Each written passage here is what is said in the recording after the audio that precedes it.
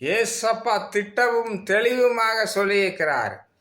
உலகத்தின் முடிவுக்கும் அவருடைய வருகைக்கும் அடையாளம் நன்றாக கவனித்துக் கொள்ளுங்கள். 3 காரியம்.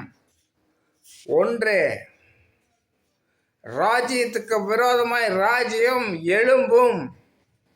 யுத்தங்களின் செய்திகளையும் கேள்விப்படுவீர்கள்.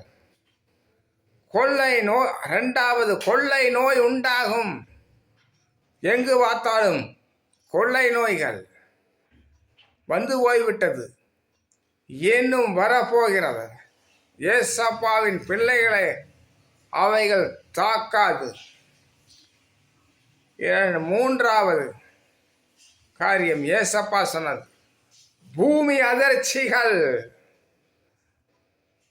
பயங்கர பூமி அதிர்ச்சிகள் பல இடங்களில் உண்டாகும் என்றார்.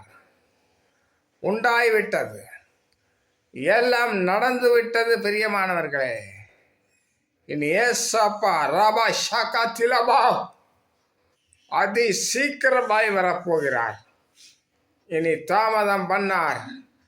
இனி தாமதம் பண்ணுவது எதற்கென்றால், அவர் படைத்த மற்ற சகோதரர்களும் பக்தியாக இருக்கிறார்கள்.